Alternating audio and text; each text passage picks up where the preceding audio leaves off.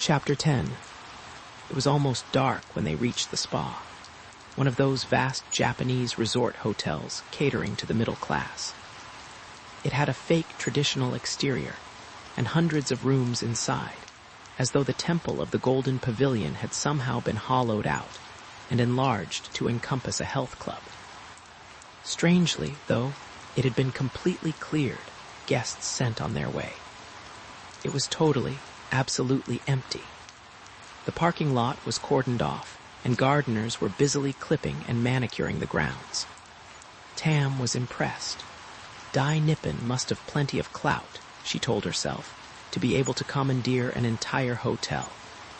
The manager came out to meet Noda, deferentially bowing and sucking in his breath, after which their few bags were summarily swept away. When Noda returned, he said nothing, merely smiled and suggested they all retire to the big public baths on the lower level. Since the hotel was a vacation retreat, the basement was almost entirely devoted to the one universal love of the Japanese public scalding water. Down they went through the concrete hallways, attendants and staff bobbing. The sauna-like baths, like the hotel, seemed to be theirs alone. While Noda and Ken retired to the men's section down the corridor, Tam and Mori entered the women's side, a cavernous tile floored room with a steaming pool at one end. Local women in white head kerchiefs immediately appeared and began to fuss over their guests, scrubbing and rinsing them while praising the famous Noda-sama. Then, as Mori's towel dropped away, Tam looked her over. Good figure. She had always believed that, judged by Western standards, Japanese women tended to be somewhat flat-chested and to have shortish calves, characteristics the high-waisted kimono was well designed to disguise, which also explained why a Western woman wearing one could easily look like a buxom stork. Mori, however, had a lithe, well-proportioned shape, and her breasts were positively generous. The intimacy of the bath didn't noticeably humanize her, however. While they soaked and steamed, she volunteered nothing beyond a few routine pleasantries. No more tirades about Yamatoism and American treachery, but no informal talk either. After a polite interval, Tam excused herself to go upstairs to her room and freshen up for dinner. Mori's agenda clearly differed from Noda's. This woman, she concluded, had a game plan all her own. But what? Not long afterward, she heard Ken tapping lightly on the door, just as she'd hoped. After the hot, steamy bath, he couldn't have been more welcome. In fact, she took one look at him, pristine and elegant in his blue silk yukata, and briefly considered undressing him right there in the doorway with her teeth.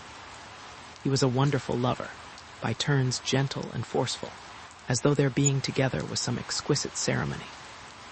Their lovemaking always had a particularly Japanese quality, a heightened appreciation of the erotic, derived no doubt from a tradition that values subtlety and sensual satisfaction. Afterward, they shared a brief soak in the little redwood tub there in her room. Then he headed down the hall to change. Well, she told herself, coming down to Eyes has been well worth the trip. Matsuo Noda is definitely eccentric, but all the same he's a Renaissance man by any gauge. Still, why did he want to meet me? Just to tell me ancient fables? No, that's some kind of prelude. The real theme is yet to be announced. As she started putting her hair up in some quick curlers to try and recover from the steam, she pushed aside her misgivings. Although she only had the suit she'd worn down, intended for business, she decided it didn't matter. Surely tonight would be informal.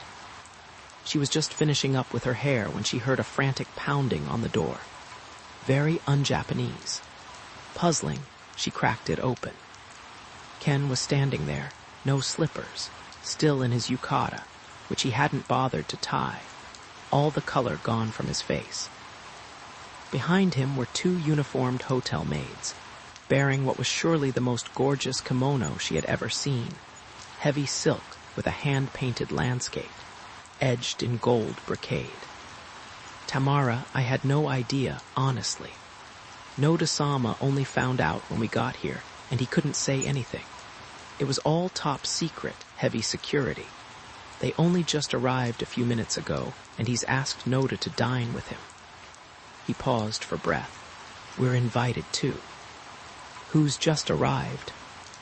Asano was so nonplussed he didn't hear her. Apparently, he wanted to review the site plans personally, tomorrow, to see where the museum will be.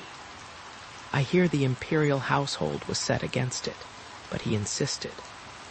Who, for God's sake? The impossible answer was rapidly dawning. Abruptly he paused, embarrassed by his own mental disarray. His Majesty, Tam, were about to meet the Emperor of Japan. In marched the bowing maids. Lots of long vowel honorifics they apparently assumed the Honorable Richardson-san must be America's First Lady, and took over. Tam knew full well that donning a formal kimono was no small undertaking, but she'd forgotten what a major task it really could be. First came the undergarments, cotton vest and silk underkimono, secured twice, once with a cord and then with an undersash. Next was the kimono itself, right side folded under the left and then bound at the waist with a cord. The excess length being pulled up and folded over so that the hem just cleared the toes. That fold was in turn secured by another waist cord, after which came yet another undersash. Now it was ready for the all-important outer sash, the obai, a heavy silk strip wound around the waist twice, cinched hard, and knotted at the back, long end up, short end down. Then the long end was folded into a sort of cloth origami, this one a butterfly, after which it was rolled into a makeshift tube, into which the short end was stuffed. Finally, this obai sculpture was secured with yet another waist cord, knotted in front. It was all done with minute precision, including the rakish display of a prescribed few millimeters of silk under kimono at the neck, an erotic touch for traditionalists. Finally, she put on special tabai stockings, bifurcated at the big toe to accommodate her thonged slippers. Then they attacked her hair, brushing, spraying, adding. Ornaments, the makeover took a good 3/4 of an hour, and even so it was a rush job. As the sashes and cords and cinches got ever tighter and more suffocating, she remembered what wearing a kimono can do to your psyche. The obai seemed designed to demolish breasts, the multiple waist sashes and cords to totally immobilize the torso from rib cage to thigh. When Ken finally escorted her onto the elevator, she felt like a walking mummy. This, she remembered, is why a lifelong kimono wearer minces along in short. Pigeon-toed steps that suggest she's been shackled at the knees. Downstairs the kitchen had been placed on war footing, and what awaited when they entered the tatami banquet room was the tableau for a full-scale feast. The lacquer table was dotted with delicate rice straw mats, on which was marshaled an array of ancient stoneware plates, and cups rugged black raku, creamy white shino, green-tipped oribe.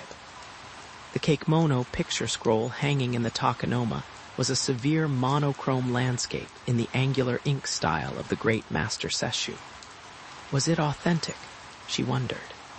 Where'd they get it?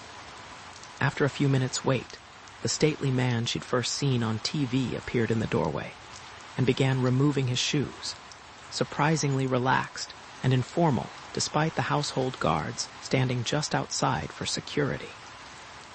While everybody bowed to the floor, he greeted Noda. Apparently they'd met when Noda presented the sword and exchanged a few pleasantries. His speech was now ordinary Japanese, not the archaic court dialect of the news conference. This was the real man. Noda bowed politely from time to time, then turned and introduced his party. The Emperor of Japan, Tam noticed, seemed to have an eye for the ladies. When her turn came, he was all easy smiles, saying something about how pleasant it was to meet such a charming American, since he rarely had the honor. He then complimented her kimono. After that, His Majesty took the place of highest status. his back to the Takanoma alcove, traditionally the safest spot to be, since it was the one location in a room sure to be backed by a solid wall, and motioned for Noda to sit next to him on the left, the second highest place of honor. Then he nodded toward Tam, calling her his honorable foreign guest, and asked if she would indulge him by sitting on his right. She bowed back and took her place. Mori, whose own kimono was a pattern of delicately shaded autumn leaves, was seated alongside Noda, while Ken was placed next to Tam. As he was settling everybody, an important ritual of prestige, the Emperor kept repeating how delighted he was to meet a real American. His exposure to the outside world these days apparently consisted mainly of television. He started things off by toasting Dai Nippon, international with a saucer of sake, after which he asked Noda to repeat for him again exactly how the sword had been recovered. Since his late father had been an ardent marine biologist, he loved the part about the computerized magnetometer and pressed for all the details. Finally, the banquet got underway, course after course of a little sliver of local seafood and an ornamental portion of seasonal vegetable, everything on some unexpected serving piece. It was a feast of sight as much as taste. A delicacy called mukusyuk came in a black lacquer bowl, hashun on a bamboo tray, hashirai in a brown raku cup, kanemono in a weathered earthen dish, yakimono on a gray oride platter tipped with green. The sake pot was cast iron, 16th century, with a pale turquoise porcelain top. They all drank from saucers of crusty white shino, where the emperors tipped in gold. By then, Tam's legs had begun to ache. She knew that sitting in formal Japanese style, on the heels, can eventually induce what seems like semi-paralysis of the lower extremities. As she glanced around, she decided that only Ken, who told her he was accustomed to kneeling traditional style for hours practicing the tea ceremony, actually seemed comfortable. Finally, the table was cleared for the famous specialty of the spa, which His Majesty had specifically requested. It was an ornate yosnabe, a lusty Japanese bualabase of artfully sculptured components, each of which signified some episode in the fateful Battle of Dan no Yura. In fact, the very engagement in which the sword was lost. That was 800 years ago, Tam reminded herself, yet you'd think it was only last week. They were just concluding the meal with the traditional serving of gohan or rice when the manager of the spa entered and announced that their special entertainer was now ready. He apologized that, although he could offer nothing truly worthy of His Majesty, his humble spa had brought from Kyoto a performer he hoped would not be judged too harshly. He then ordered more sake sent in. Although drinking more sake after a banquet's closing round of gohan is normally judged impolite, His Majesty just smiled and thanked their flustered host. Around went the small flagons once more, maids scraping the tatami with their foreheads as they refilled the Emperor's gold-trimmed saucer. Then the fusuma parted, and the evening surprise swept into the room, wearing an austere autumn kimono of finest silk and holding a shamisen, a 3-stringed instrument with a catskin face and gold fittings. Her lips were vermilion, her lacquered wig coal-black, her face chalk. As she bowed low before His Majesty, only one visage in the room was paler than hers. She was, Ken whispered to Tam with great delight, none other than Matsuo Noda's former protégé, Koriko.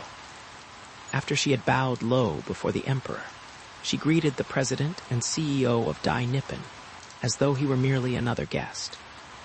He nodded and mumbled back a reply both curt and incomprehensible.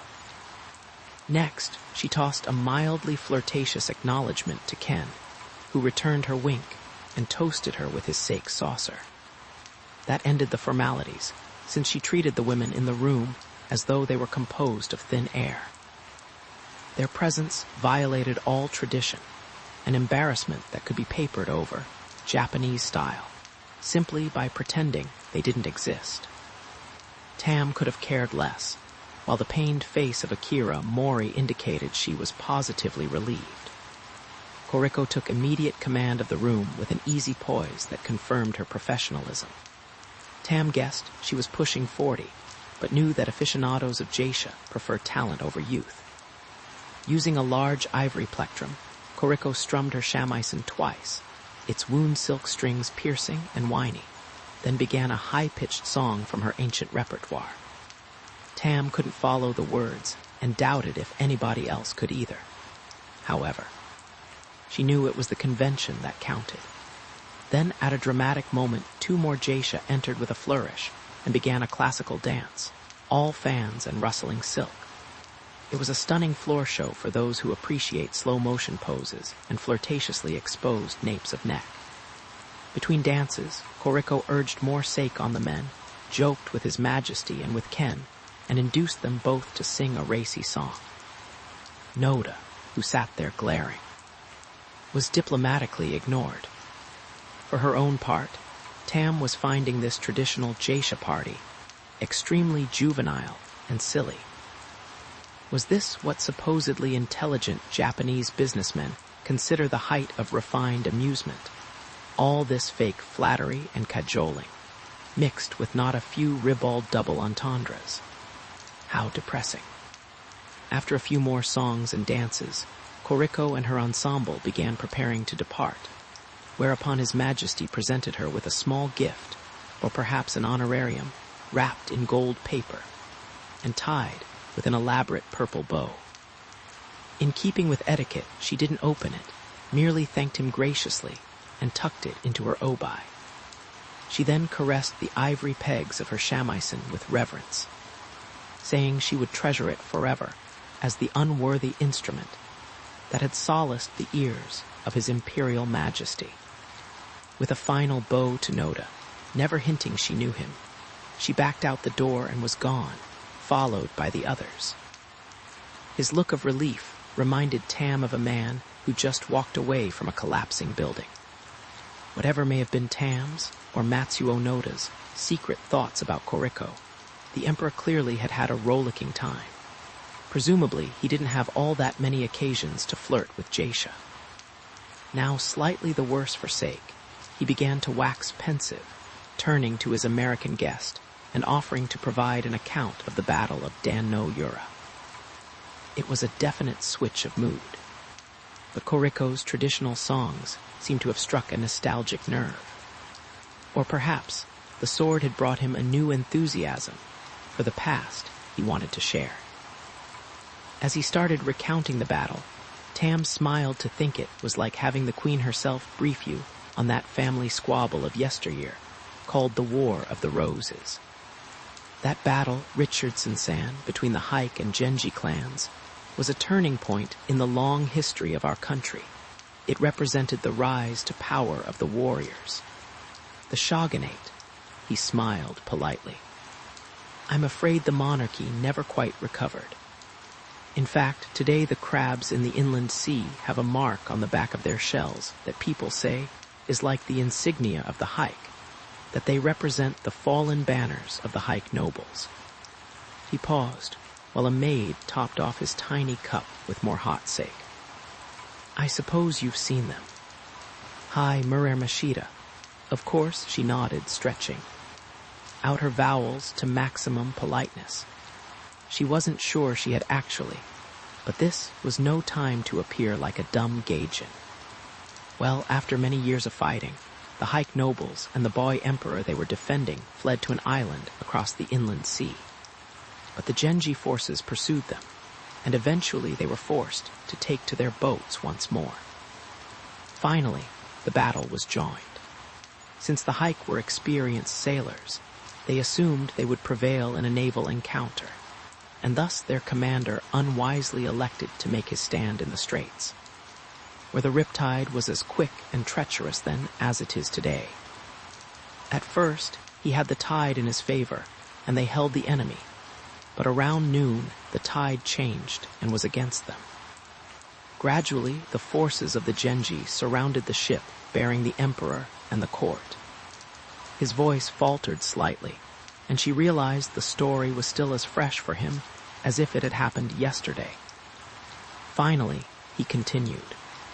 As the sad story is told in the Hike Monogatari, the court nobles saw a school of dolphins coming toward them. They said, if these turn back, the Genji will be destroyed and we will triumph. If they proceed, it will be a bad omen. When the dolphins continued on, even diving under their ships, the Hike realized they were lost. And sure enough, at that moment the Genji ships began closing in. Now the tragic part. The nurse of the boy Emperor Antoku was only 8 resolved what she would do. She donned a double outer dress of dark gray, the color of mourning, tucked up the long skirts of her heavy silk hakama robe, and wrapped the sacred sword in her girdle. Then, taking young Antoku in her arms, she moved to the gunwale of the vessel and looked down at the waves. Finally, she said to the men of the court, though I am only a woman, I will not surrender myself to our enemies. I will accompany our sovereign emperor on his journey. At that moment, little Antoku looked up, his long black hair streaming down his back, and asked, Where are you taking me? Tears began to flow down her cheeks. She said to him, Bow to the east and bid your farewell to the great shrine at Eyes. Our capital will no longer be Kyoto, but a place beneath the seas, where there is no sorrow. So the young Antoku, his white robes the color of the dove, bowed east to Eyes, whereupon the nurse, holding him in one arm and the sacred sword in the other, leapt into the waves. Next, another woman tried to jump overboard with the casket, holding the sacred mirror. But an arrow pinned her hakama to the gunwales, and the Genji soldiers retrieved it. All we know of what happened next is the dispatch they sent back to the new rulers in Kyoto, which declared, the former emperor is at the bottom of the sea, and the sacred mirror has been recovered, but the sword is lost and a search is being made.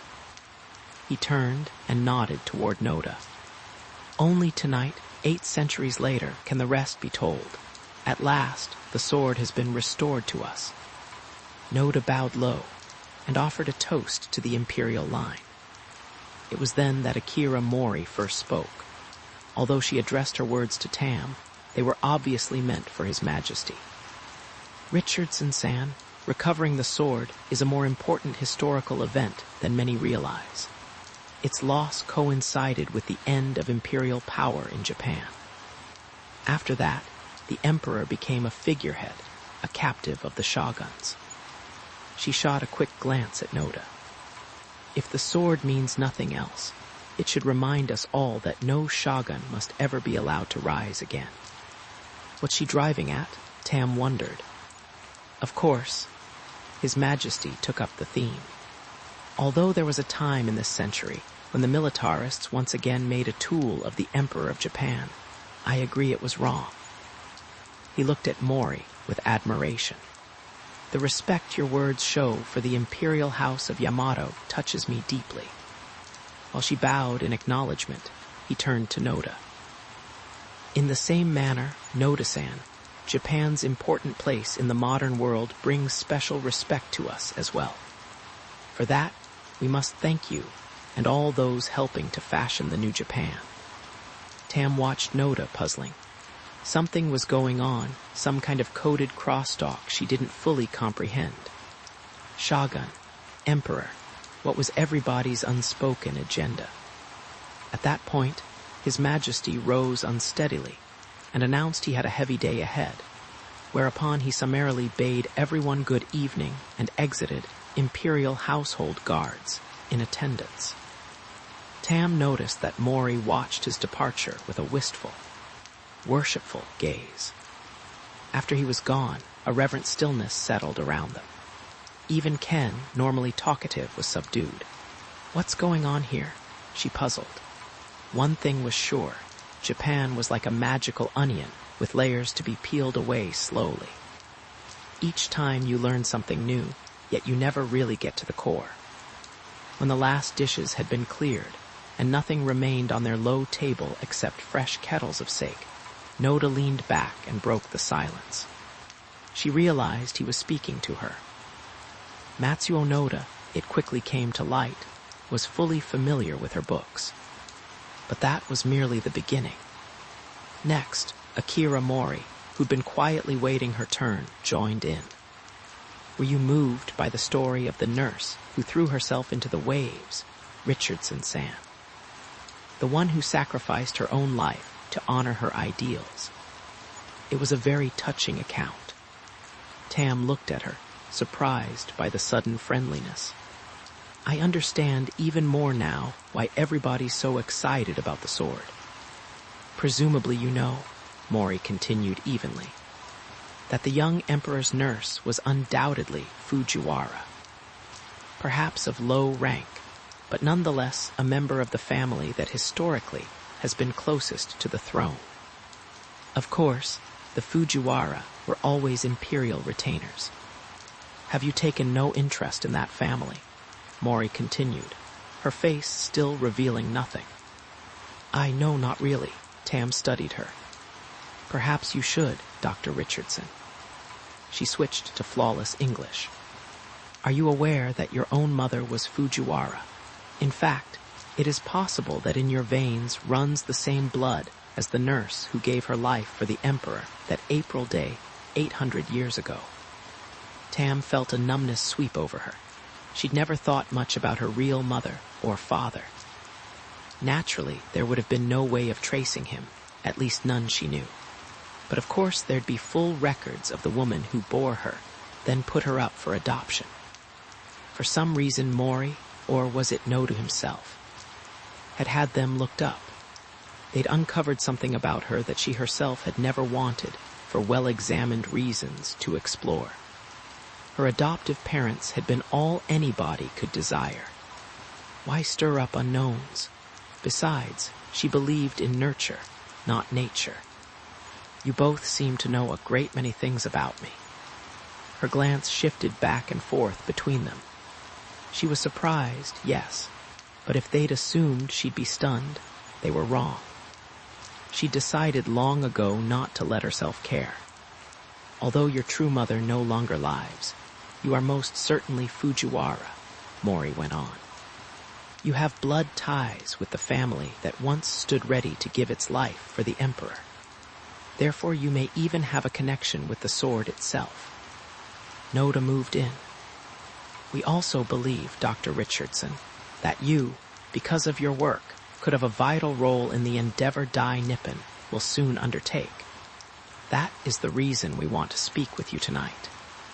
At last, Tam thought, I'm finally going to find out why Matsuo Noda accidentally happened to ask me along. I've been waiting to hear this. Since the Fusuma sliding doors were drawn closed, shutting out the serving women, Noda breached conventional etiquette and reached across the table to pour more sake into Tam's tiny Shino dish himself. Ken merely looked on silently as Mori took up Noda's theme. We would like you to be part of something that would do honor to your Fujiwara heritage, Dr. Richardson, the noble family that so long served the emperor. I may or may not be Fujiwara, Mori-san, but I already have my work. Dr. Richardson, do hear us out, Noda interjected, pressing. We wish to advise you that important, even potentially disruptive events lie ahead for America. Very soon. And we would like very much for someone such as yourself, a pragmatist, to be involved. Especially since, in addition to your professional skills, you are in a position to understand the cultures, the attitudes of both Americans and Japanese. Your assistance could be invaluable. Invaluable for what purpose? A worthy undertaking, we assure you. Think of it, if you will, as an attempt to prevent Japan and the West from going to war with each other again. She looked back and forth between the two of them, trying to fathom what they were driving at. Then, Noda continued, revealing again that nothing had happened by chance. We brought you here today to remind you of the importance of your Japanese heritage. a heritage whose sole purpose is, like Shinto itself, the peace and ordering of the world. What's this all about? She looked at Ken in a black silk kimono, serenely sipping his sake and looking the essence of cultivated, tantalizing otherness. Did you have anything to do with this? He carefully set down his shino dish and smoothed his long sleeve. I did have occasion to remind Noda-sama that you have a unique combination of background and expertise, Tamara, that could be very instrumental in the realization of his objectives. And what are his objectives? She looked back at Noda. Your objectives. You, Dr. Richardson, should appreciate this better than anyone. He studied his sake saucer. There are things the West excels at doing, and there are areas, I trust it is not improper to say, in which we Japanese have demonstrated aptitude. Why should we compete in each other's spheres? It leads only to divisiveness. We open ourselves to predators from the steppes of the Caucasus to the oil-rich deserts of Araby. But if we join together, the peoples of Japan and America can achieve insurmountable strength. You're talking about something that would more properly be in the realm of diplomacy, Noda-san. He laughed. Pardon me, Dr. Richardson, but diplomacy is merely the window dressing for reality. The world cares not a penny for diplomacy, only for power. No one troubled about the Persian Gulf states until they had OPEC, and the rest of us had no petroleum. Then, suddenly, they were toasted worldwide as men of great moment. That is the meaning of diplomacy. The reason I knew you would understand the importance of eyes, he went on, is that, in your genes, you are part of us. You appreciate the value of harmony, one of the first teachings of our philosophy. There must be harmony between man and his world. What does that? Please just allow me to finish. In like manner, there must also be harmony between nations. Yet all we hear about today is friction, usually trade friction, between our nations. But what can be done? The solutions we hear talked of seem, for reasons political and otherwise, impossible to implement.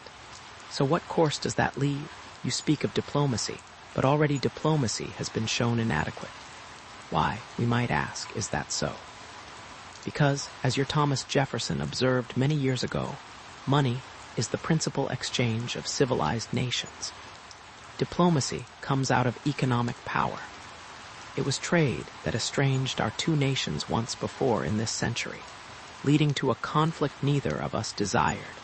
And it is money that creates these frictions we hear about so much today. Since diplomacy has failed, we must now find other means to bring stability, and thus harmony, to both our nations. She was tempted to ask him how all the right-wing, nationalistic fervor he was churning up with the sword would contribute to this so-called harmony. But instead she inquired what, specifically, he was proposing.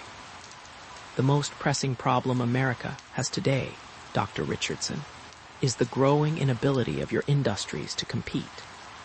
If I may be allowed to generalize, America's strength has long been in innovation, but I think it is reasonable to suggest that Japanese management has had a commensurate share of success. So much so that we have been the subject of a flurry of books in your country. He smiled.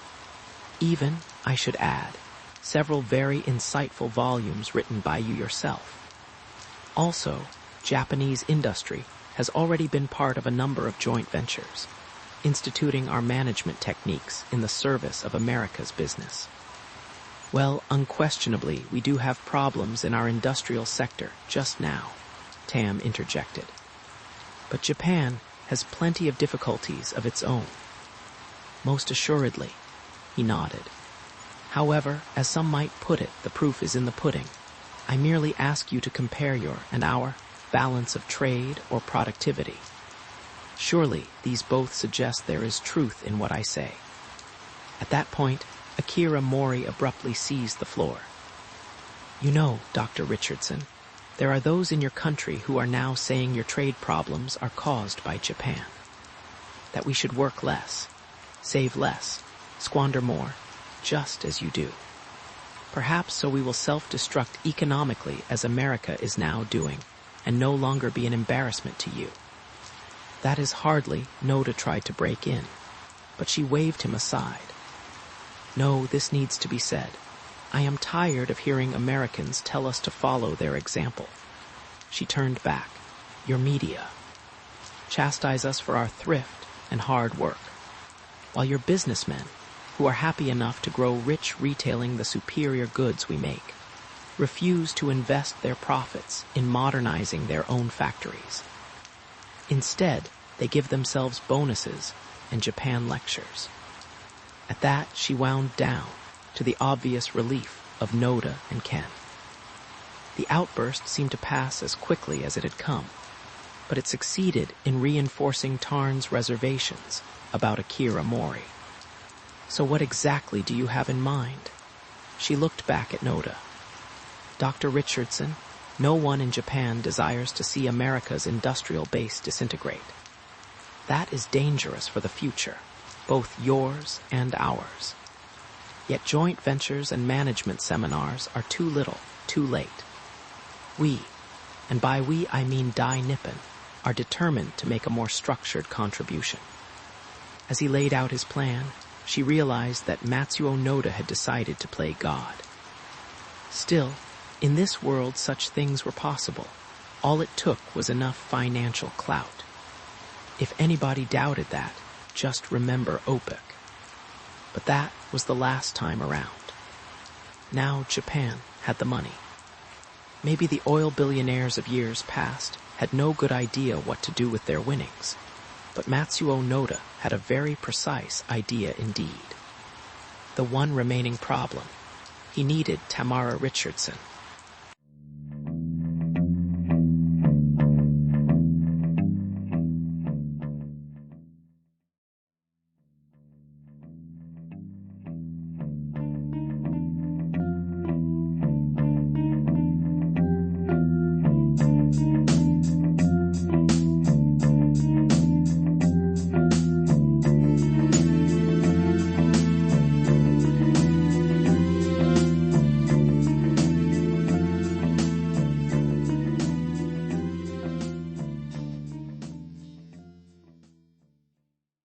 Chapter 11.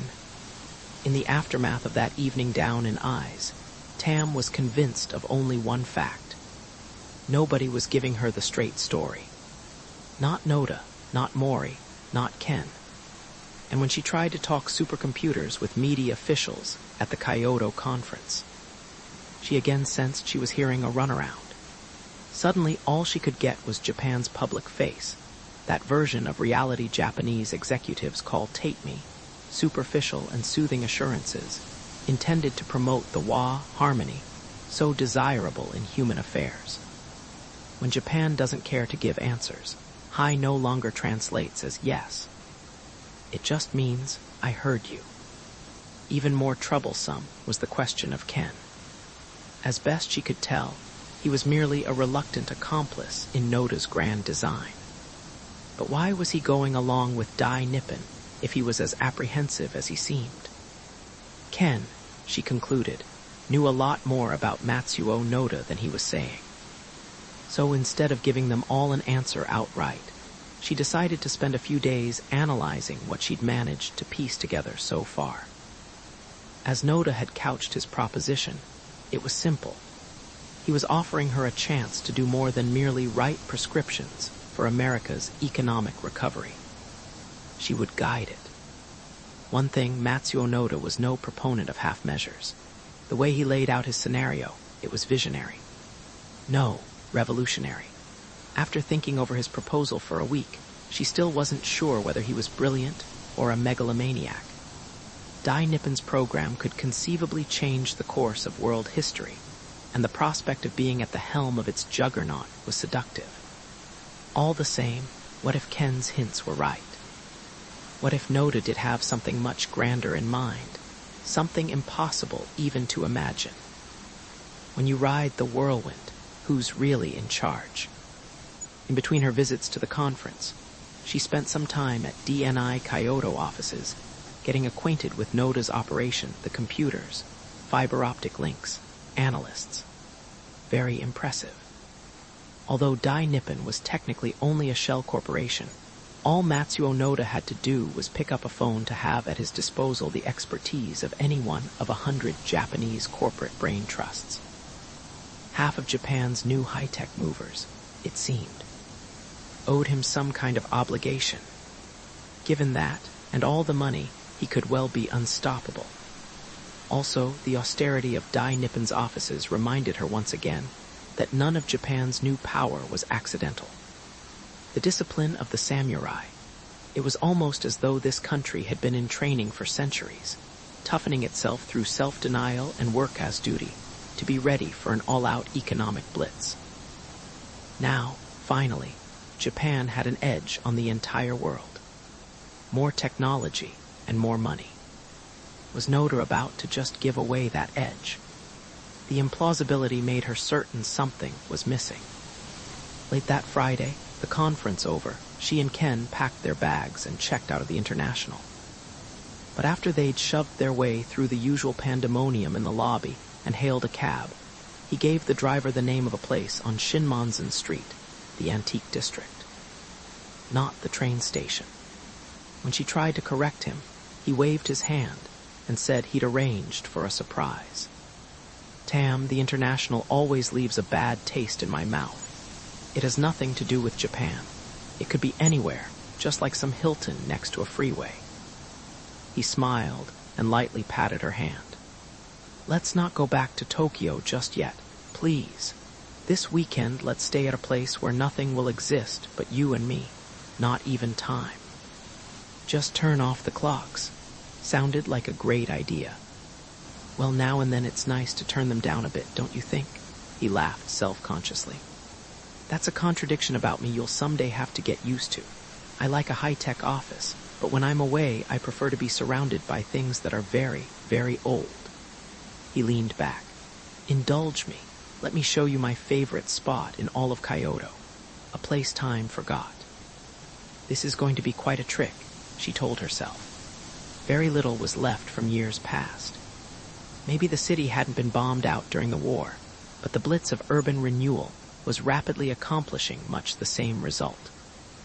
Through the light of dusk, construction cranes loomed above the few remaining thatched roofs of neighborhoods, about to be overwhelmed by steel, glass, cinder block. Kenji Asano, it turned out, deplored this immensely. As they rode along, he pointed out the latest construction sites with the sorrow of a man documenting the end of civilization. This, we hear, is the price of progress. I'm always tempted to ask, progress toward what? He leaned back with a sigh and lit a peace cigarette, non-filter. Someday, I think we may have to ask ourselves if this modern world we've created for ourselves was actually worth the toll it's taken on our sensibilities.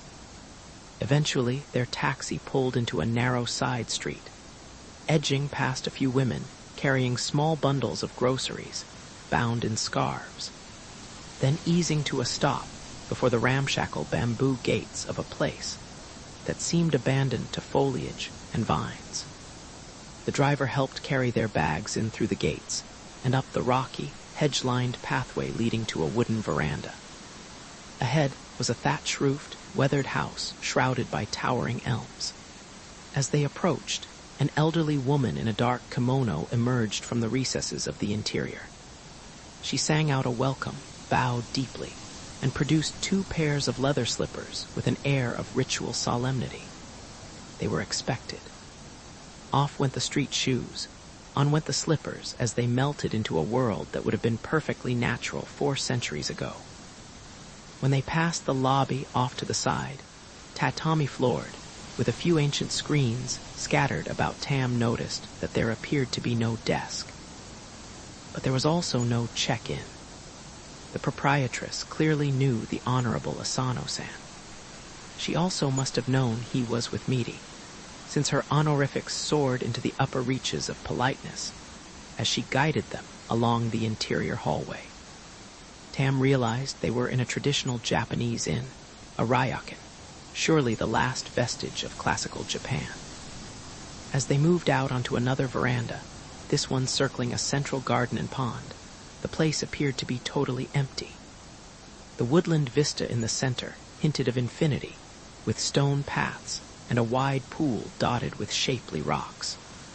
Although there were a dozen or so closed doors along the wooden platform, the inn seemed to be there solely for them. In the cool dusk, clumps of willows across the pond masked the view of the other side, furthering the illusion that they had the place all to themselves. It couldn't be true, though, since chambermaids in kimono darted here and there, balancing lacquered dinner trays. When they reached the end of the veranda, their hostess paused before a set of shoji screens, knelt, and pushed aside the rice paper-covered frames to reveal a room entirely bare, except for a low lacquer table. Well, not quite. On the back wall was the traditional picture alcove, takenoma, in which a 17th century inkwash scroll hung above a weathered vase holding 3 spare blossoms.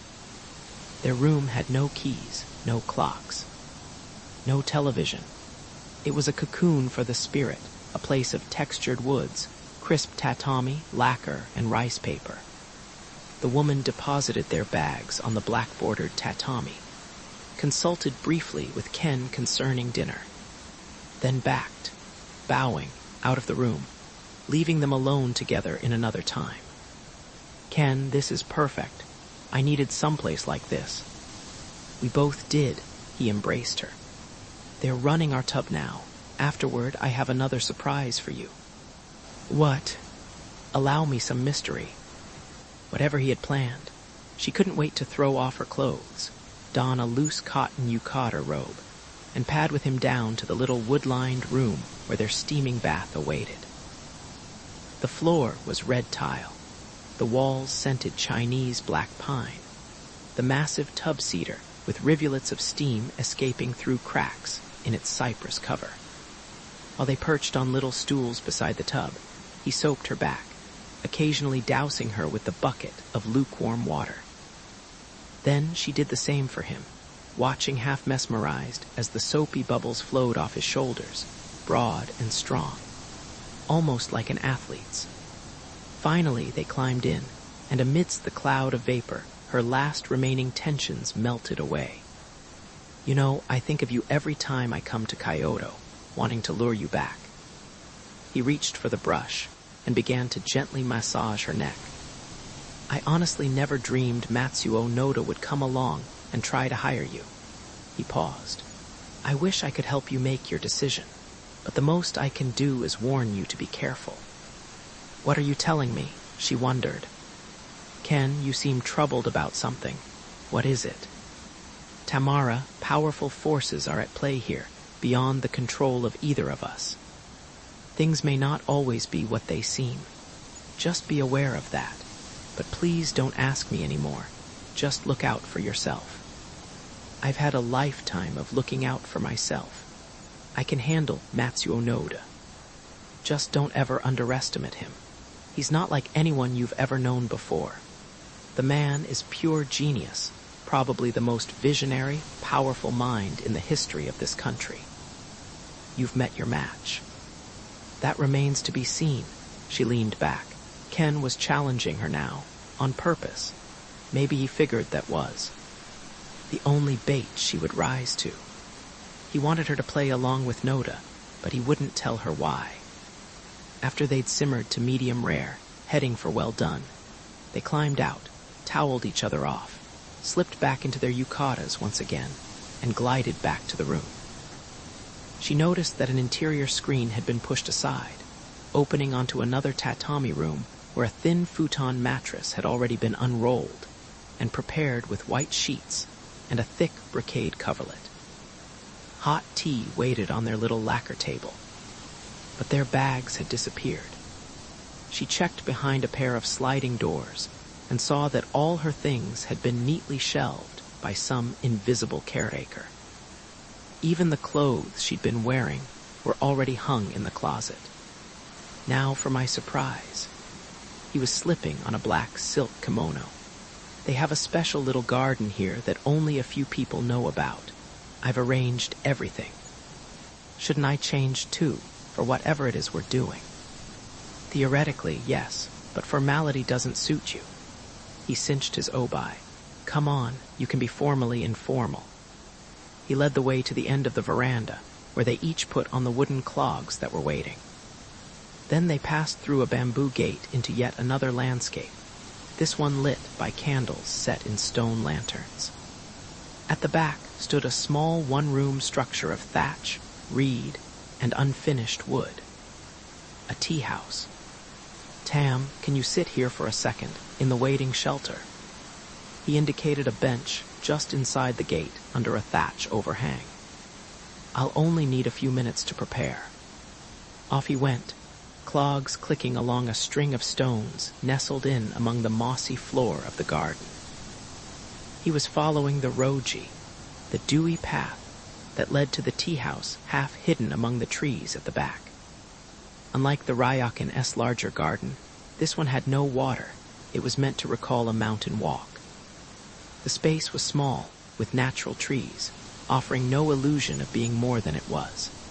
But it was a classic setting for tea, a kind of deliberate poverty. While she watched the flickering stone lanterns and listened to the night crickets, the cacophony of Kyoto could have been eons away. Finally, Ken appeared beside the doorway of the tea house and signaled her forward. As she moved along the stepping stones, she noticed that the pathway had been swept clean of. Falling leaves, after which the gardener had strewn a few back to give it wabi, an unaffected natural look. The art of artlessness, she thought, as she paused at a stone water basin to rinse her mouth from its bamboo dipper, part of the preparatory ritual. The Chan-O-Yu, or tea ceremony, she knew, required almost a lifetime to master completely. It was a seated ballet of nuance and perfect clarity of motion. One awkward gesture, and its carefully orchestrated perfection could be spoiled. She hoped she could remember the rules well enough to get it right. Ken was already seated across from her, tending a small charcoal brazier sunk into the tatami-matted floor. From its light, she could just make out the room's rough-hewn timbers, the straw and mud walls, bark, and bamboo ceiling. A small calligraphy scroll hung in the takanoma alcove. As he beckoned her formally to sit, the room was caught in an unearthly silence, the only sound the sonorous boiling of the kettle. Ken was profoundly transformed, almost like another being. Warm and attentive only minutes before, now he was part of a different world, solemn and remote. The black silk of his kimono seemed to enforce the seriousness in his dark eyes. She watched as he ritually wiped a thin, delicately curved bamboo scoop with a folded cloth, first touching the handle, then the up-tilted end, after which he balanced it atop the lacquer tea caddy. Next he lifted the tea bowl, an earth-tone glaze that shifted from mauve to brown as he rotated it in his hand, and wiped the rim. Finally, he swabbed the bottom, and positioned the bowl on the tatami in front of him. Now the utensils had been formally cleansed. He was ready. From the tea caddy, he spooned a mound of jade-green powdered tea and tapped it into the bowl. Then another, this last with a carefully prescribed twist of the scoop. Next he extracted a dipperful of boiling water from the iron kettle and measured a portion into the bowl, lifted the bamboo whisk sitting inverted beside the bowl, and commenced a vigorous blending. The tea immediately began to resemble a pale green lather. Still no words, no sound save the whir of his whisk intruded upon the quiet of the room.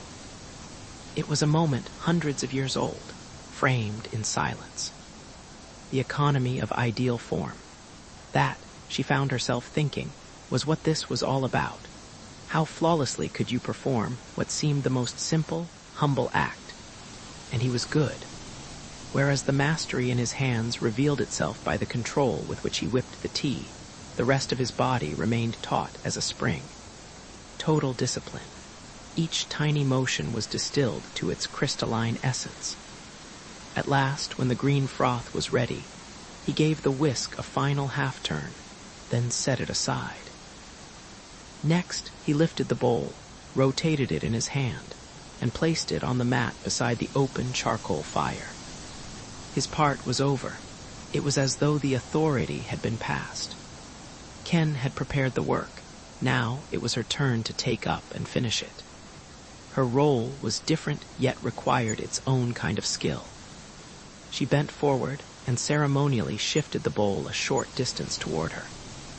Then she scooted backward on the tatami and again moved the bowl closer. Was she doing it right? The flicker in Ken's eyes said yes. Finally, with a bow of acknowledgement, she raised the bowl in both hands and brought it to her lips. After her first sip, she bowed again, then drank it down as he watched in silent approval. The powdered green tea was harsh and bitter, just as she remembered from times past. Even for a Japanese, it was difficult to feign appreciation of the musky beverage produced in the Chan-O-Yu. She recalled what was next. With deliberate dignity, she extracted a small napkin from the obi of her loose yukata, wiped the rim of the bowl, and placed it carefully onto the tatami in front of her. The motion had to be quick, spare. Ken didn't try to disguise his pleasure. She had passed some sort of crucial test. And she told herself he had too. Together they had joined in one of the most demanding yet exquisite bonds two people can share. At that moment, she felt was it imagination, like an ancient Fujiwara celebrating some age-old tradition. The ceremony was over now. She bowed again, then lifted the bowl to admire the light crackle in the glaze, the slightly inturned lip. It's raku. I think it's the finest I've ever seen. From my collection. It's by the hand of Chijiro, the 17th century Korean who was in the employ of the Shogun Hideyoshi. He smiled. I had it brought down to Kyoto especially for tonight, for you. I'm honored, she was. After she had admired the rest of the utensils, the remaining formality of Chan-O-Yu, they both relaxed, their minds purged, their spirits attuned. Like the ceremony itself, the moment was aesthetic and sensual. Tam, this has been a wonderful rebirth for me, being with you again. You've helped revive in me so many feelings I'd almost forgotten. The joy of it all. Who could have known? He leaned back and reached for a flask of plum wine. Formalities were definitely over. As someone once wrote, love, its roots are deep, its source unknowable. He was pouring 2 small glasses. That's from the Tsurugi-gyusa, 14th century. Right. Again, you amaze me. You really are Japanese. I like the poetry. Then you know, Tam, our poets excel in feeling. We've always celebrated emotion over logic. He smiled. Which one said, love is the passion in the heart of man, those who will not listen to reason. What does reason have to do with love? She took a glass. Didn't Shakespeare say love and reason keep little company together? My turn. That's from Midsummer Night's Dream, which was 16th century. You're pulling out the moderns on me. He laughed with delight. You know, in Heian times, 800 years ago here in Kyoto, I'd be expected to make a linked verse about the night now. He looked out the doorway, then back. How about the moon in veil, perfumed with night? Who can deny love? At a time like this. Then his visage quickened, another mood switch. His eyes mellowed as he turned and carefully lifted the bud from the vase behind him. It was a camellia, purest white. He held it before him as he turned back, its long stem still dripping. You know, there's a haiku by Basho I love very much. Let me give it in Japanese. A haiku only sounds right in the original. Time ga kanai. Nado hai no deru. Yama jai kana. She paused to let the meaning sink in, to feel that open-ended sensation a good haiku always sends your imagination spinning off into. How's this for the English? With the scent of plums. On the mountain road, suddenly. Sunrise comes. Not bad. He glanced at the blossom in his hand. I don't know why, but the camellia makes me think of you. He rotated it carefully, then looked back. Let's dedicate tonight to our own sunrise. He inspected the flower again, then impulsively leaned forward and placed it onto the tatami in front of her. Next, with the same control in his powerful hands that had touched the glaze of the tea bowl, he gently gripped the shoulders of her loose yukata. She felt her body flush with warmth as slowly, gently, his strength once more held in check. He carefully slid back the cloth off her shoulders until her breasts were free. Then, plucking a petal from the bud, he reverently brushed one nipple, then the other. It was an erotic game she knew he loved, one of many. Games. Sometimes she had imagined them inhabiting an 18th century shunga, those woodblock prints picturing lovers in what she had once thought impossible embraces. He'd once declared that the kimono was actually the most sensual garment in the world. Take a look at some of the shunga, he said, and the possibilities become obvious. Though it seems cumbersome, entangling, yet it lifts away like a stage curtain to invite all sorts of dramatic possibilities. The human nude is only interesting when half concealed. Games.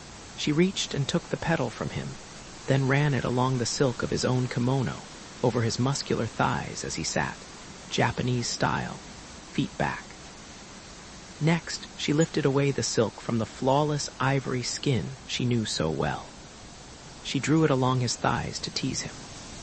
Tam, he reached to slip away her yukata, but she caught his hand. Then she touched his lips with her fingers, silencing his protest. She pushed away his kimono and trailed the petal upward, lightly brushing his own nipples. Finally, she pushed him gently backward and smoothed her cheek against his thigh, drawing back his kimono even more. The glow of the coals was dying now. As the last shadows played against his face, she laid the petal on the tatami and moved across him. They lingered till the moon was up, then strolled back through the garden wearing their antique wooden clogs. The air was scented, musical with the sounds of night. Later that evening, they downed an 8-course meal off antique stoneware plates, drank steaming sake on the veranda, then made love for hours on the futon. Around midnight, he ordered one more small bottle of sake, a go, and suggested they move out onto the veranda again, this time to watch the moon break over the trees. She slipped on her yukata and padded out. She just decided. Tamara, I want to tell you something. He poured her small porcelain cup to the brim. You are everything Matsuo Noda is seeking. The way you held the tea bowl tonight, tasted the tea. The Chano you doesn't lie. You have discipline, our discipline. That's very, very rare. You mean for a gaijin? For anyone. Besides, I don't think of you that way. You are one of us now. She looked into his eyes, dark in the moonlight. Then she remembered the Takanoma alcove in the tea house, where a rugged vase had held the single white bud, its few petals moist, as though from dew. Not a bouquet, a single bud, all the flowers in the world, distilled into that one now poised to burst open. Kenji Asano lived that special intensity, that passion, which set Japan apart from the rest of the world. Ken, her voice was quiet. I'll do it. You mean Noda? Noda. He said nothing for a moment. Then finally he spoke. The game begins.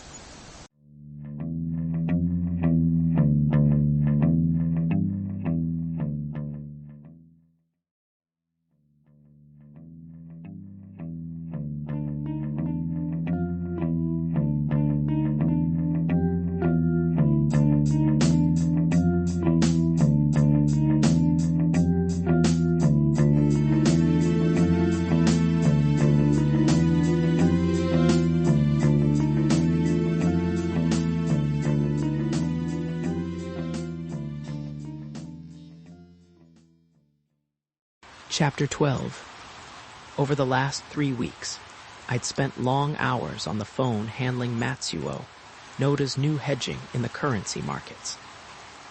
The play started out modestly, but as his 800-year funds became bloated with cash, it grew into an avalanche of speculative positions. His guiding principle was to keep a low profile in order not to spook the markets, same as any good trader would do. Whenever the Forks desk of one market maker bank on his list would start getting nervous, I'd just hit the next place in line. Finally, after everybody on this side of the ocean began backing away, he went international. Zurich, in particular, loved the action and took everything he threw in its direction. I guess the Swiss are used to high rollers, since their financial casino never got cold feet and invented a house limit. Somewhere along the way, I also came to realize I couldn't possibly be the only agent in his employ. There was far too much money to move. Also, my list of contracts eventually got pared to manageable levels, so somebody else had to be picking up the slack. It appeared that just as I was spreading the action he'd assigned to me all over the globe, he was spreading his own assignments worldwide. The man had to be covering a major chunk of the world market in interest rate futures and currency forwards, but not a penny of it was traceable to Japan or to Matsuo Noda. How, I kept marveling, could this be happening right under the nose of all our supposed geniuses of world finance? One thing, Noda had all his moves down pat. My hunch was he'd started routing a lot of short selling through Sydney and Hong Kong, and also was hitting the off-exchange third market, and a place he could find somebody to take his bets. If you remember how the dollar plunged in the mid-'80s, you'll also recall that anybody who'd had the foresight to dump it in advance would have been sitting pretty. Plenty of traders did, but none of them received any particular attention, since the pond is so huge. In cumulative totals, the currency exchanges worldwide easily handle as much as $200 billion a day. Although DNI massive short position clearly signaled that somebody major was anticipating a crash of the dollar, Noda realized that all he had to do was keep moving, and nobody would put it together. Need I add that my own little dollar hedge for Amy was peanuts compared to what was going on now? Dai Nippon, through its anonymous agents, was dumping American currency in the multi-billions worldwide. But since Noda kept the action spread out, nobody bothered to notice the pattern. Ditto his awesome naked shorting of Treasury futures. I mean, anybody who troubled to assemble the numbers could have predicted somebody up on the bridge must have sighted a reef dead ahead. I kept trying to warn traders I knew, both on and off the exchanges, but nobody wanted to hear downbeat speculation from some Cassandra. They were all too busy pocketing commissions and ordering more champagne. And then it happened, in broad daylight. I'll explain the operative details shortly, but if you were there, that could be a little like reviewing the theory underlying nuclear fission for somebody standing at ground zero when the bomb hit. So first let me recollect how it felt down in the trenches. I was breakfasting at the dining room table downstairs that particular Monday morning, November 7, as we all remember so vividly when Matsuo Noda dropped the first shoe. Or maybe it's more accurate to say he began loosening the laces. I just finished squeezing some orange juice when I punched in the number of a financial update service on my trusty cordless phone, mainly to hear the recorded sound of a human voice. I'd totally forgotten the U.S. Treasury was holding its quarterly refunding that day. Newsbreak, dealer banks were reporting that demand for the long bond, the 30-year, was extremely soft to non-existent. Equally unnerving, there wasn't any noticeable interest in Treasury's 10-year notes either. The reason seemed to be that the usual heavy participation by major Japanese investment houses, typically 20 to 40% of the total, had inexplicably evaporated. In fact, a rumor currently flying across. the floor of the Chicago Board of Trade said a number of Japanese securities, houses and banks in New York, had begun what appeared to be a program to divest their current treasury holdings massively. Since spokespersons at Japanese outfits like Nomura and Daiwa Securities had clammed up, refusing to deny that rumor, the usual institutional buyers like Oppenheimer and Goldman, Sachs were holding back, nervous. Hang on, I said to myself. Can this mean we're about to test out Henderson's worst-case scenario, that Japanese pull out all the analysts say could never happen? But there's no reason, no sudden icebergs out ahead. Noda, I said the word out loud. Noda's kicked off his play. I almost laughed at the thought of his naivete. Was this going to be his game? Who was he planning to fool? For once you've got a little surprise in store, chum. Treasury may have to sweeten the pot, but there's a lot of money in the world. The United States of America can't be blackmailed. Then I glanced out at the blue morning sky, empty except for a single swooping sparrow, and had a strange premonition, one of those mystical moments when everything sparkles with crystalline clarity. I had this feeling I can't explain. Still in a reverie, I carefully set down my orange juice glass, walked upstairs to the office, and dialed one of the computers into Reuters' Wall Street service.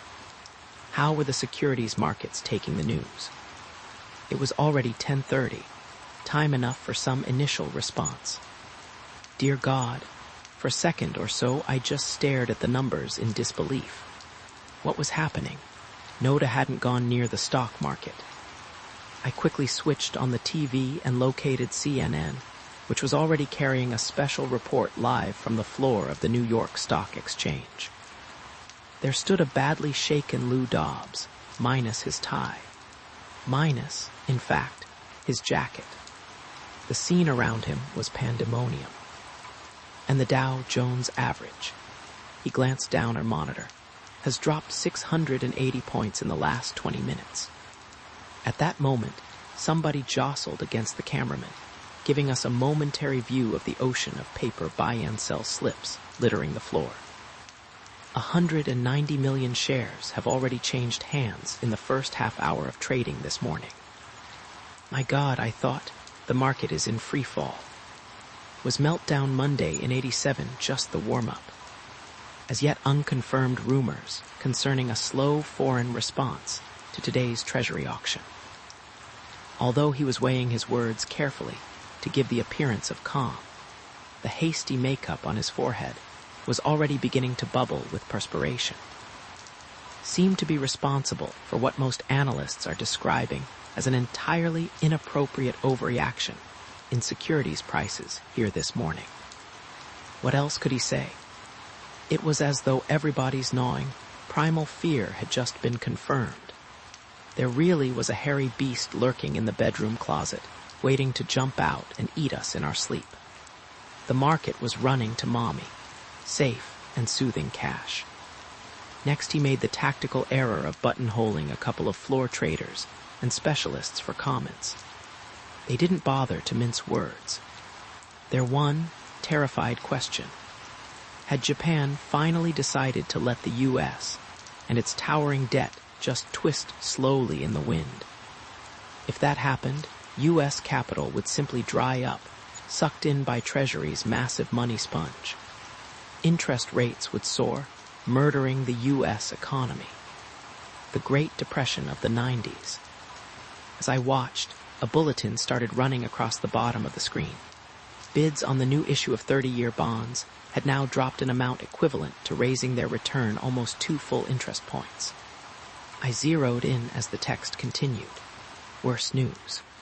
The coverage ratio, which measures how many more bidders there are than necessary, had plummeted from 2.7 to 1.3, and still dropping. More and more potential buyers were running for cover. Lou, who was now surrounded by traders in blue jackets and couldn't see his own monitor, was assuring his viewers that experienced market analysts were all saying the slowdown in Treasury action did not accurately reflect worldwide demand. that Deutschmarks and pounds sterling undoubtedly were already winging westward to take advantage of the new higher rates. Sweating there in his melting pancake, the poor guy had no inkling the patient was slipping into a coma, just as he'd forecast full recovery. Well, I thought, there's always prayer. Anything's possible.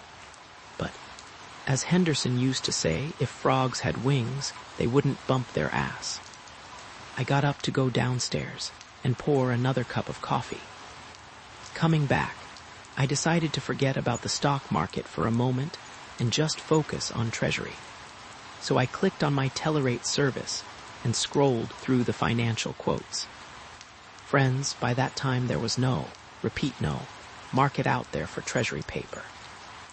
Now that the Japanese dealers appeared to be dumping everything, European banks had hit the sidelines, waiting to see what transpired. Would rates continue to move up? Would Treasury be forced to withdraw the issue? Should everybody be bailing out now before bond prices went through the deck and demolished years of interest earnings? Looming over it all was that standing terror of the bond markets. No liquidity. Back to cable news network. An officer from one of the dealer banks, which bid on big chunks of Treasury paper, then retail it, had rushed over to CNN's Midtown studios and was explaining to us all it was clearly nothing more than some minor trans-Pacific communications snarl. The problem, obviously, was simple. Japanese securities firms here just hadn't received authorization from their head offices in Tokyo, where it was after business hours. A clarification would be forthcoming any minute now.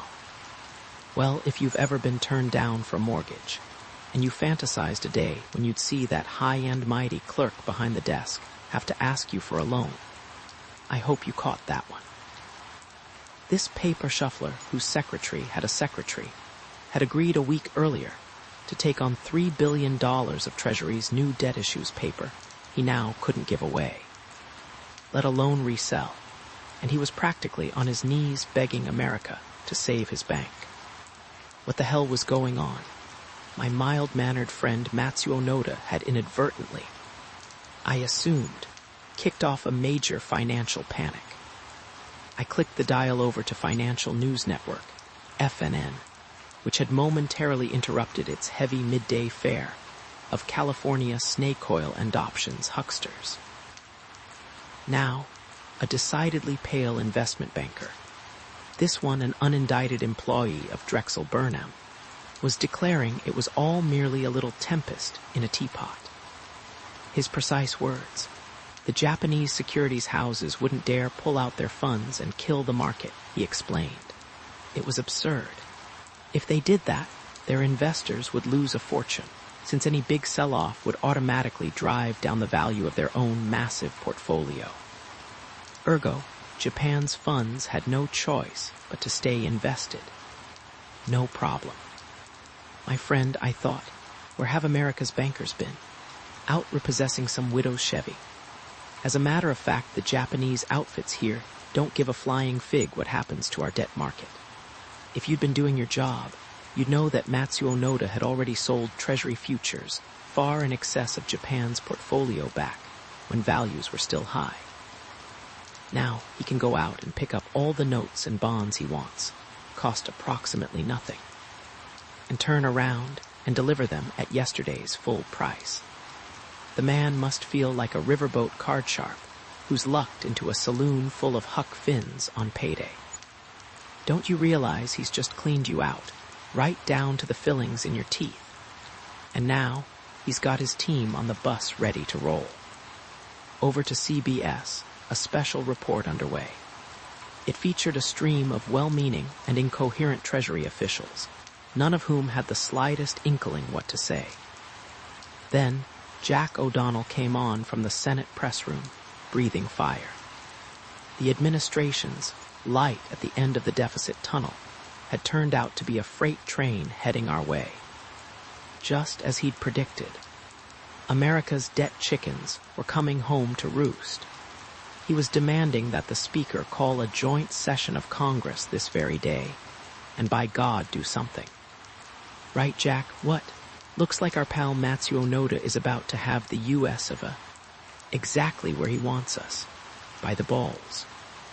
I guess I must have been operating solely on instinct by then, because a phone number popped into my head that I hadn't recalled in years. Sam Klein, my old broker at Merrill Lynch.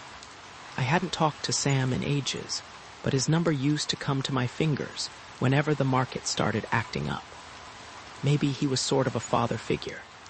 Truth is, I'd first learned what little I know about the market watching that giant ticker, ML, had up at one end of the office just above Sam's desk, and long gone in this age of computers. I remembered how heavy trades over 10,000 shares were marked with stars, always fun to watch. Forget the financial experts. They were reduced to spouting pure gibberish, time to check in at the real front line. Sam Klein. Maybe I just wanted to have Sam to soothe me like in the old days. Pour some of that dreadful coffee he had in his thermos, tug down the cuffs of his trousers, and say not to worry, there's always tomorrow. The disaster in my portfolio merely reflected a long overdue and healthy correction in the market. Only years later did I finally realize that correction was a special Wall Street expression, meaning all the stocks you own just tanked. When Sam finally got around to my call, he was barely coherent, but still trying. Matt, what's new? There was turmoil and yelling behind him, as though the office was about to go under a wrecking ball. You tell me. Well, at the moment, it's something of a downside morning. But, Sam, I snapped. This is me, Matt, save the Pollyanna. A short pause, and then he crumbled. Matthew, want the truth? The Monday massacre of '87 was a rally compared to this. That crash was just stocks. This time it's U.S. bonds, the dollar, everything. The market's falling apart. Right this minute, the trust departments at First Boston and Morgan are dumping entire sectors like they were some nervous greenhorn in Oshkosh. Pension fund managers I've known for years are liquidating whole blocks at the market for whatever they can get. One specialist downtown just told me he had to eat 100,000 shares of Christ General Dynamics. You can't give away Northrop. And Lockheed, forget it. Another pause. God almighty, Matt, we need a market up here. How about? Not now, Sam. It was like hanging up on my own father, a knife in my heart. Look, I'll get back to you. Best to Naomi. Good God, I wanted to hire an airplane and skywrite a big sign over downtown. Wait. Trouble was, I wasn't sure myself what it was all about. However, there was one thing I could do. I punched in the contact number for Dai Nippon, uptown, and told the polite little lady who answered the phone to get Tanaka on the line this goddamn minute.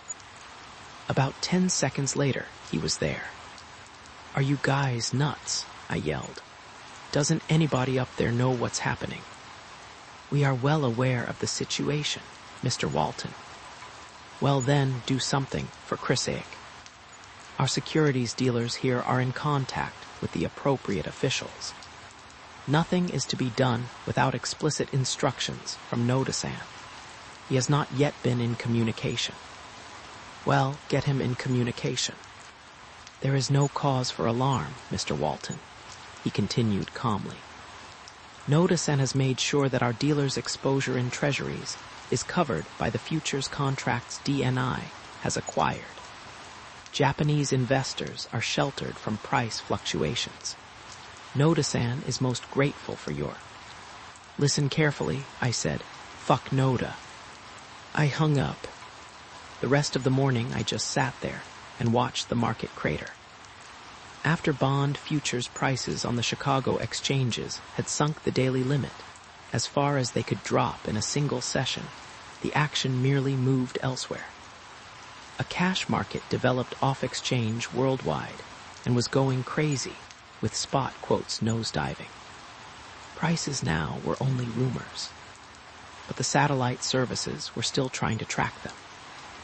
At exactly 12:37 p.m., the president finally got around to issuing an executive order suspending all trading at the exchanges in government bills, notes, and bonds, including futures contracts, until further notice.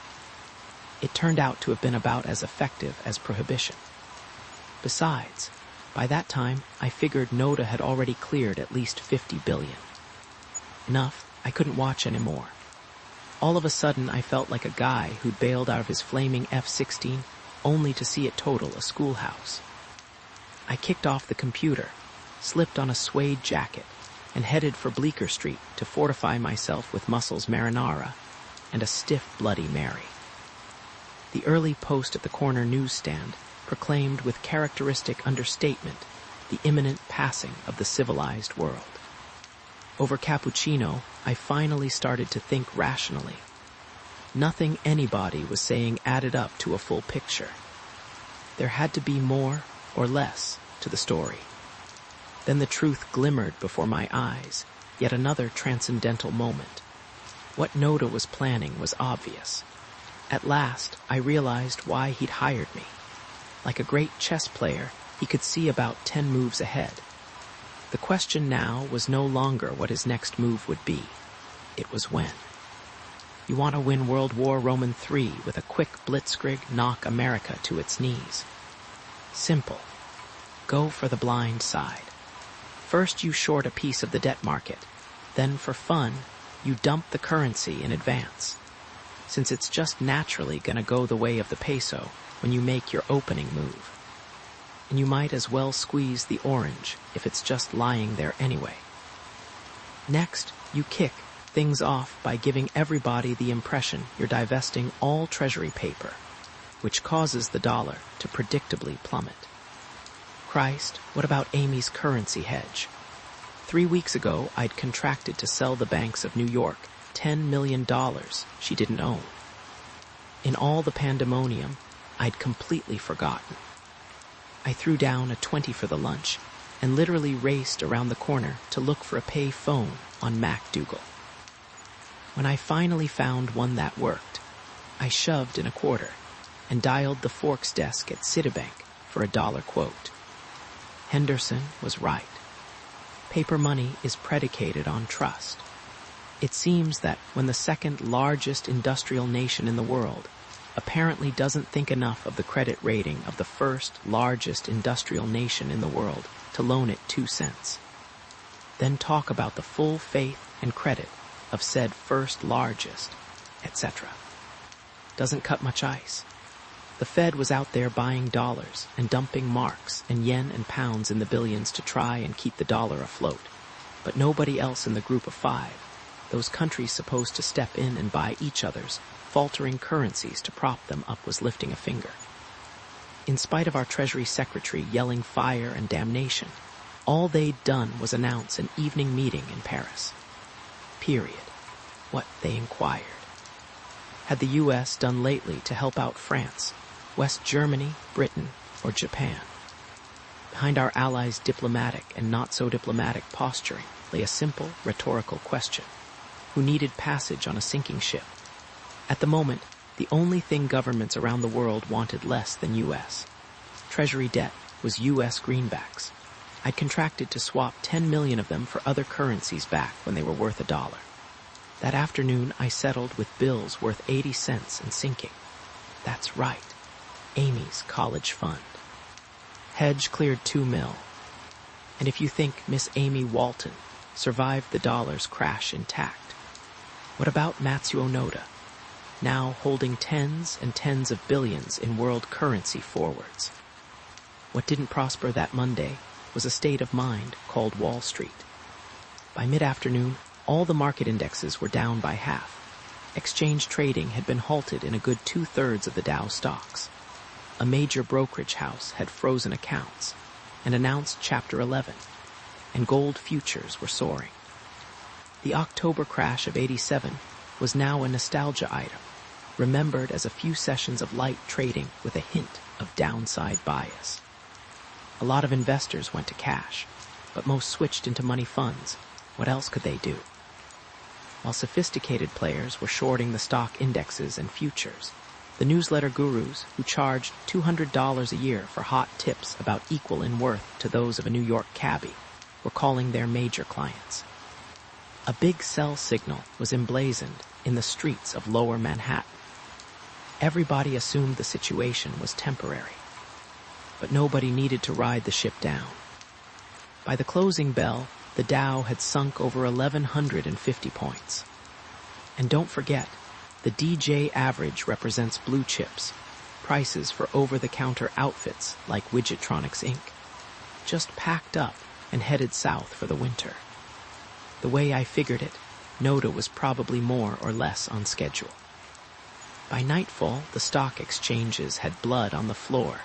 A dollar was worth roughly 2/3 what it had been at sunup, and the U.S. Treasury couldn't have panhandled a nickel anywhere in the free world. I've mentioned Jack O'Donnell a time or so previously, the Columbia University professor turned politico. Jack was the junior senator from New York. Irish idealism goes to Washington. I'd gotten to know him reasonably well, thanks mainly to a series of rubber chicken dinners I'd pitched in to help him with.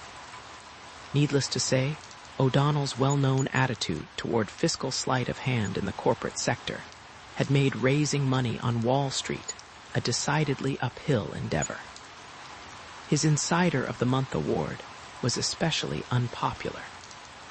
That was a large, gold-plated screw, suitable for mounting, which he regularly bestowed on any corporate board members, who just happened to dump big blocks of their personal holdings about a week before a disappointing quarterly report sent their company's stock price through the floor.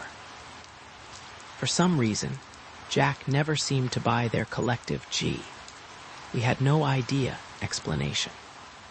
Jack always assumed that corporate managements would walk off, with anything not securely riveted to the floor. He also believed most of the corporate takeovers these days were about as helpful to America's competitiveness as masturbation was to population growth. A viewpoint I tended to share, which is one reason why I helped him raise money from time to time. More than that, though. I admired him immensely. The man was a real samurai. Unfortunately, however, he was his own worst enemy half the time when it came to soliciting campaign checks. He could never understand why executive dining rooms weren't necessarily the optimum terrain to start raising hell about shareholders' rights. I once sent him a dog muzzle for Christmas after he pulled just that trick at a CEO fundraiser I'd carefully set up in one of those private suites atop the World Trade Center. He'd been especially busy this session. When he did come to New York, he spent most of his time up at the West Side apartment of a female aide of his, where they reportedly were polishing a lot of position papers these days. Monday, however, he had only one thing on his mind: how to keep the U.S. monetary system from going belly up. Trouble was, he had no idea what to do. Naturally, he immediately canceled his subcommittee hearings for the day in inquiry into how charge cards and the banks touting them, loving those wonderful loan shark rates, were lofting consumer debt to dizzying heights. That afternoon, he began working on a speech for the Senate floor, a hellfire preachment intended to shame the administration into some kind of action. After thinking about it a while, he decided that, since all the nervousness in the market was traceable to an apparently total Japanese loss of confidence in U.S. government obligations, he'd have his staff call around concerning what other Japanese moves were underway. He had questions such as, if they're pulling out of treasuries, are they dumping corporate bonds too? Real estate. Where in blazes is it going to stop? Simple questions, maybe, but tough ones to attack on short notice, given the clampdown at the source. So his people started making calls, and finally one of them got hold of Charlie Mercer, an executive VP at Sherson. Purely chance. Did Charlie happen to know any big Japanese players in town? Well, yes and no, replied Charlie. Strictly off the record, one of his biggest personal clients lately was an attorney here in New York, who always paid with corporate checks bearing the logo of a Japanese-sounding outfit. But it was a purely private arrangement, and he was sure.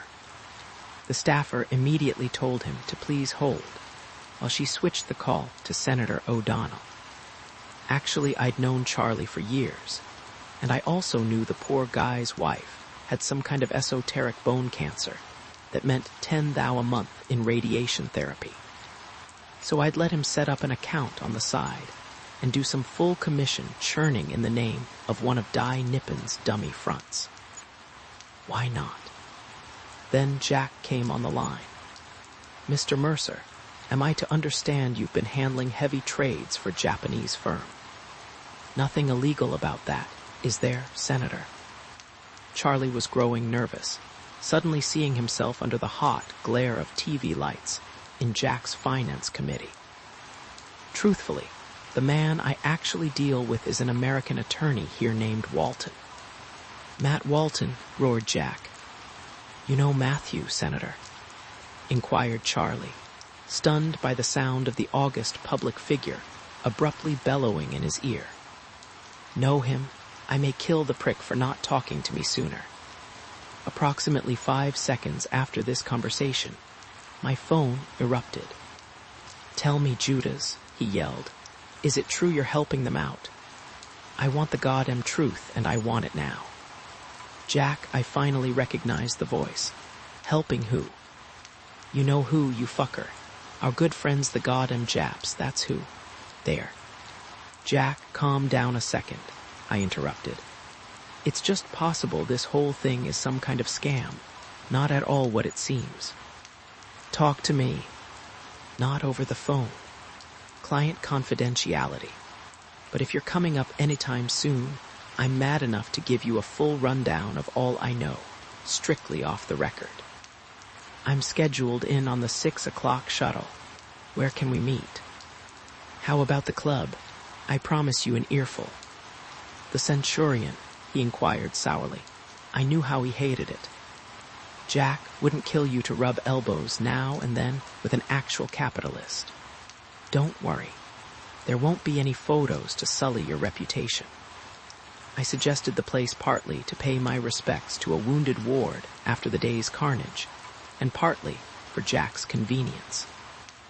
It was a combined press hangout and new money convocation, located just around the corner from his New York office in one of those old mansions right off 5th, Midtown.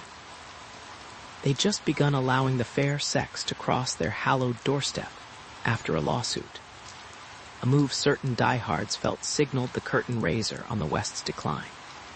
For my own part, I'd actually put up Donna for membership as pan of the test case. We eventually established that the Centurion's unwritten membership criteria were actually pretty simple. In addition to being white and male, you also needed to be either rich or well-known. Being all four made you a shoo-in. A couple of us fortunate enough to have friends on the circuit bench called in a few favors and arranged for a black female judge to hear the case. The proceeding was over in time for lunch. "Is 8 okay?" "Done," he said. "I'll be there on the dot." He was late as usual, but I managed to pass the time. It was enough just to sip a Perrier and observe the shell-shocked faces of Golden Boy brokers presently mainlining martinis down the bar. Fortunately, the place was on the ground floor, so nobody could take a dive out a high window. But the crowd had all the insouciance of hookers working a Salvation Army convention. I checked over the room lots of designer suits, topped off by long faces, and wondered how many millions had been dropped that day by those present. Booze was flowing across the mahogany bar as if there were no tomorrow. Maybe there wasn't. At 8:45, Jack O'Donnell marched up the blue marble steps, a man in from the war front. O'Donnell was a big guy who looked every inch a senator, right down to the $30 haircut and the $800 suit. I think it was his overcompensation for being Irish and being crapped on by the Columbia University administration most of his days. A so-so academic. He'd blossomed as a politician, firm handshake and steel eye, and had easily devastated the smooth-talking Long Island party, hacked the big money had thrown against him. The man was a straight shooter who believed the purpose of capitalism was to make a better place for all Americans, not merely enrich the unscrupulous or crafty few. As a result, his Senate harangues were a lonesome cry in the takeover/arbitrage/leveraging/executive perk wilderness.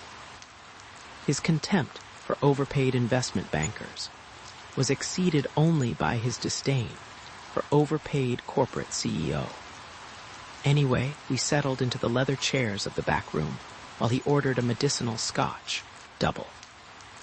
After his nerves stabilized a bit, I suggested he let me give him an informal rundown of what little I knew. High goddamn time. He grimly extracted a notebook. Jack, here's the mea culpa. I now confess before God and you that I've been a very uneasy point man for an outfit that calls itself Die Nippon International. They have been playing a little game with intrastraight futures and currency, forwards in quantities that stagger the mind. Thus far, however, their activity has been strictly legal and right out there for everybody to watch. I also tried to warn anybody who would listen. Consequently, any of our financial analysts who didn't see this brouhaha coming a mile away has been suffering a severe rectal cranial inversion. He snorted and pulled at his drink. Okay, since you seem to know so much about this Die Nippon outfit, care to clue me in on what's down the road? Jack, I think the answer is one nobody's figured. Then I delivered my brand new theory. He stared at me skeptically, sipping at his drink. Good God, you've gone off the deep end, Walton. I always assumed it would happen someday. Jack, from what I hear, none of the big Japanese securities dealers here will even pick up their phone. What does that tell you? They're softening us up using the weapon the market dreads the most. Uncertainty. What better way to terrify the street? Christ, let somebody start a rumor the president has a toothache, and they practically have to shut down trading. Matt, nobody's going to believe your crazy scenario. Matter of fact, I don't either. It's too wild. I'll tell you what most people are saying. All the news shows tonight hauled out our doomsday economists, Lester Thurow and his ilk, to declare we had this one coming. The consensus going around is the Japanese are finally fed up hearing us bellyache about trade barriers. So they've decided to treat us to a pointed demonstration concerning exactly who needs who. That's all. Japan now controls America's destiny. But since a few people here still have the idea we won the last war, Tokyo just wants to make sure we get our history straightened out. Could be, I answered. But I still thought everybody was missing the forest for the trees. Then I went on to describe Noda's building, his high-security computer setup. Nobody would install an elaborate headquarters like that merely to get your attention. He listened in uncharacteristic silence, beginning to appear a little more convinced. Well, let's run with your cockamamie theory a second. He rattled his ice cubes, a habit of his I always found distracting. Say something bigger is coming up, and this is just the pre-game warm-up. What can we do? My suggestion, that the president close down all our financial markets immediately to keep Noda's hands off them, was not received enthusiastically. You want me to stand up in the Senate and propose that?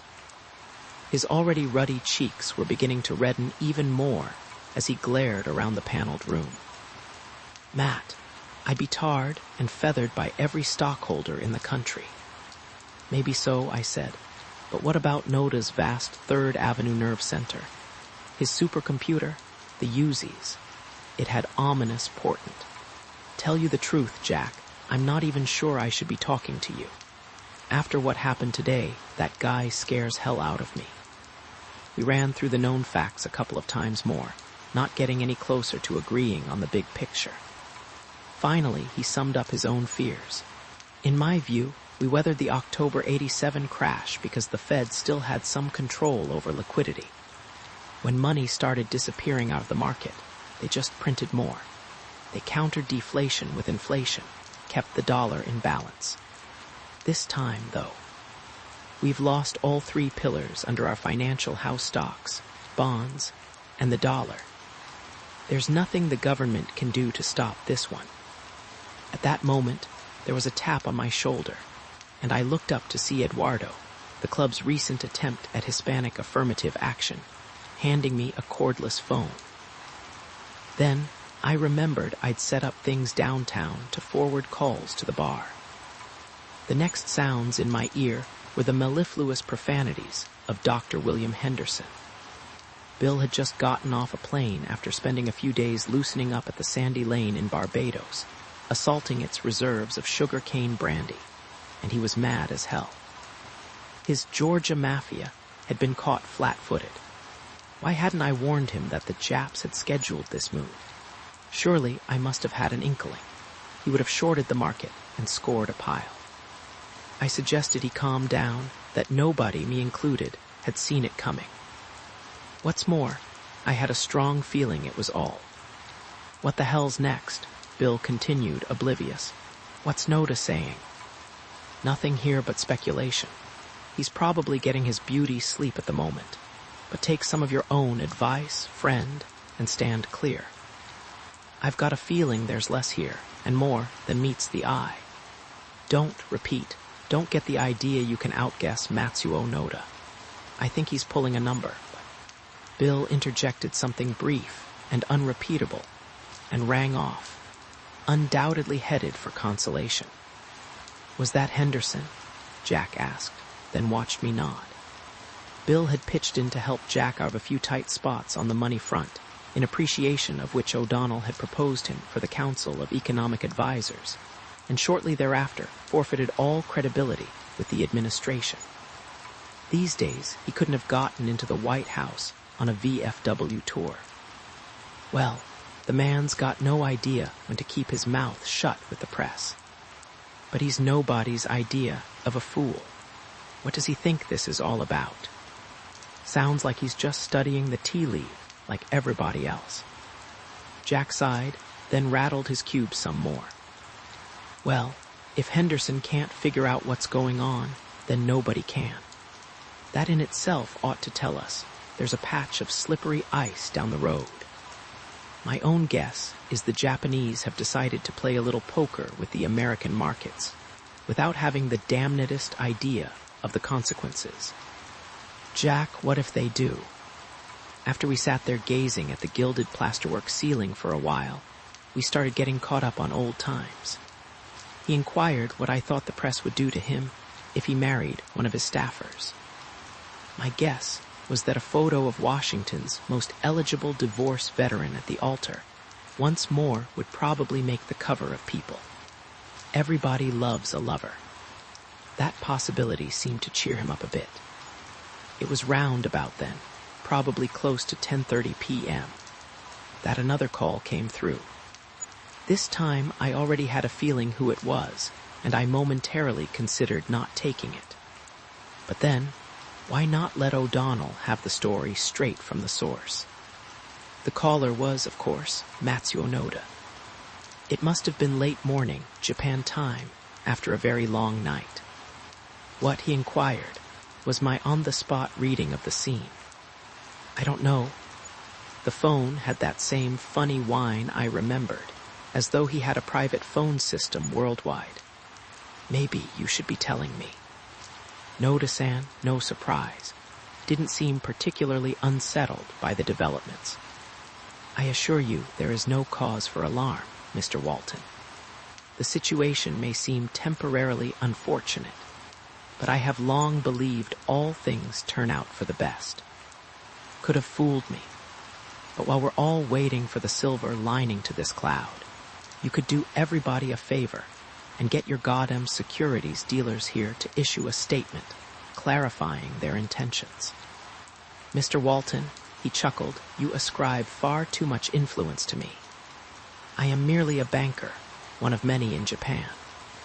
I have no control over what our institutions choose to do or not do.